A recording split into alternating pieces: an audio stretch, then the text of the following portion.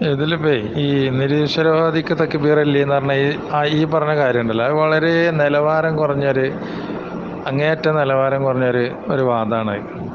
ശരിക്കും അതിനെ അവഗണിക്കുക വേണ്ടേ, എന്നാൽ നമ്മൾ കാര്യങ്ങൾ മനസ്സിലാക്കി വെക്കുക എന്നുള്ളത്. അതിൽ നിരീശ്വരവാദിക്കല്ലല്ലോ തക്ബീർ, ആക്കല്ലല്ലോ, പറഞ്ഞ കാര്യത്തിനാണല്ലോ തക്ബീർ.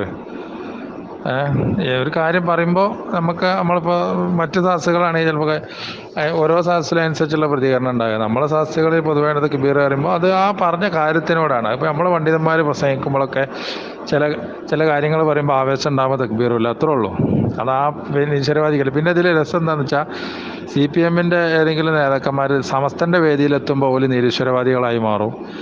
അതേ ആൾ തന്നെ മുജാഹിദിൻ്റെ വേദിയിലെത്തുമ്പോൾ, ഇപ്പോൾ റിയാസിൻ്റെ കാര്യം പറയാം, റിയാസ് സമസ്തൻ്റെ വേദിയിലെത്തിയപ്പോൾ നിരീശ്വരവാദിയാണ്. അതേസമയം ഈ റിയാസ് മുജാഹിദിൻ്റെ പരിപാടി പങ്കെടുക്കുകയാണെങ്കിൽ പൊതുമരാമത്ത് വകുപ്പ് മന്ത്രിയാവും. ഈ റിയാസ് മുനവർ ശിഹാബ് തങ്ങളൊപ്പം നിൽക്കുകയാണെങ്കിൽ ബാച്ച്മേറ്റ് ആവും. ഈ റിയാസ് പാണക്കാട് മറ്റേ തങ്ങളടുത്ത് കുടിരിക്കലിനൊക്കെ വരുന്ന സമയത്ത് സൗഹൃദ ഇതാവും, ഒക്കെ ആവും. ആ സമസ്തൻ്റെ വേദി എത്തുമ്പോൾ മാത്രമേ ആൾ നിരീശ്വരവാദി ആവുള്ളൂ. അതങ്ങനെ പ്രത്യേകത ഉണ്ട്. ഇവൽക്കൊക്കെ ആവാം. അതിപ്പോൾ റിയാസിൻ്റെ അമ്മോശൻ പിണറായി വിജയന് ഇതിലും വലിയ നിരീശ്വരവാദിയല്ലേ.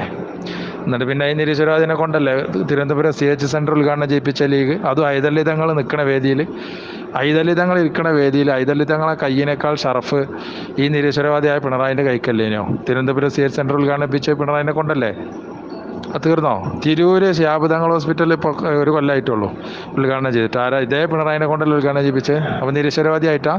അപ്പോൾ അത് ഒറ്റയടിക്ക് കേരള മുഖ്യമന്ത്രിയായിട്ട് മാറും. സമസ്തൻ്റെ വേദി വരുമ്പോൾ അതേ ആളെന്ത് ചെയ്യും, നിരീശ്വരവാദിയായിട്ടും മാറും. അത്രേ ഉള്ളൂ. അതങ്ങനെ ഈ വേഷം മാറിക്കൊണ്ടിരിക്കും. അതിലൊന്നും വലിയ കാര്യമില്ല. അതാ ഞാൻ പറഞ്ഞത്, അതൊക്കെ ഒരു അങ്ങേയറ്റം നിലവാരം കുറഞ്ഞ ഒരു ആരോപണമാണ് എന്ന് പറഞ്ഞത്.